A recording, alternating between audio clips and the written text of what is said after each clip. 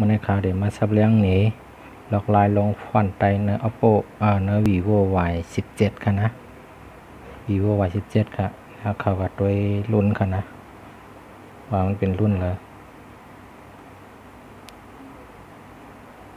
เข้ามานะครับตั้งค่าเพิ่มเติมนี่ค่ะนะเกี่ยวกับโทรศัพท์ครับนะครับ Vivo รุ่นนี้ค่ะนะกับเราแอดนะvivo 1902นะครับนะ Android เวอร์ชัน9ค่ะนะแรม4 GB ค่ะอัตราคอในเป็น 2.3 GHz นะแรม4 GB ค่ะนะครับเราเดี๋ยวมาจำใส่พอนดิกได้กันด้วยนะครับเนาะนะครับเอาเข้าว่าโหลดเอาเข้าว่านะไปสโตร์ค่ะนะแต้มหาว่าเจ็ตพอนนะครับรุ่นใหม่ๆก็เต็มป้นและเจ็ตพอนกันค่ะนี่ครับออกค่ะเอาดาวน์โหลดตัวนี้มาค่ะนะอันในหนังสือเต็มเซเวลาในเสียงข้าวย่ำในข้าวโหลดไว้แล้วค่ะโหลดไว้ก็ขับเปิดเนี่ยค่ะนะครับเปิด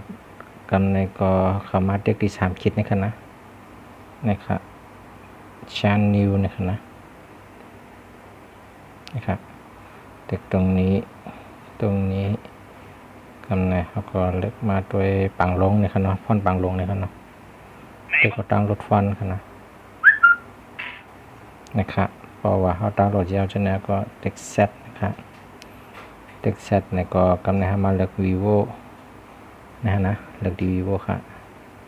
vivo ในการติดตามมาว่าโออันเก่าเนี่ยบอกนะครับก็เด็กติดนิ้วนะครับ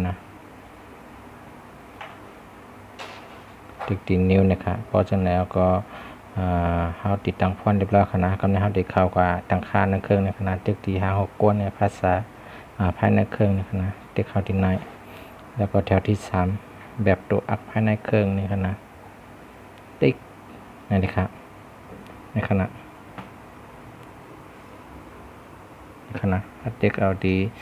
ใช้สแตมป์พอนในเดเป็นอันคือเครื่องมากนะมันคล้ายๆใส่ไว้อันเนาะแต่วันนี้ค้าสามารถพ่นปังลงเด็กในนี้ติ๊กแล้วก็เด็กดีสีเหลืองนำไปใช้นะครับเอามาถึงที่นี่ก็การติดตั้งพอนเขาก็เรียบร้อยค่ะเนาะก็แนวขึ้นมาเข้าตัวจ่องมันไหลยาวเนี่ยนะขึ้นมาตัวใน YouTube จุบก็ไหลจามแต้มตัวว่าจังไหน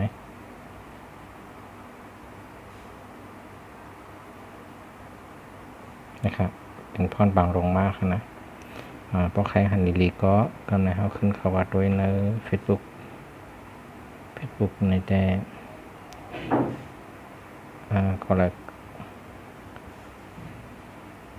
นะครับติดนะครับเป็นพอนบางลงค่ะนะครับล็อกไลน์แต่มีมากระนายด้วยครับคีย์บอร์ดนั่นได้ครับเต็มซับแรงนี้เพราะว่าคีย์บอร์ดมันก็กำจัดพี่น้องเขาใครจ้านั่งขนาดเนาะจ้าแล้วก็เหมือนกันกูอันนี้ครับกำจัดเกียกมันค่ะในก็พอนไตก็มีหลายอันในข่าวซับแรงนี้ได้แต่เป็นพอนปังลงพี่น้องเขาเกียกพอนแล้วก็เลยก็พอนนั่นเลยครับล็อกไลน์ติดตั้งพอนไตใน vivo Y17 นะครับแต่มีมากระนายครับเหมือนซุงก็ก้นครับ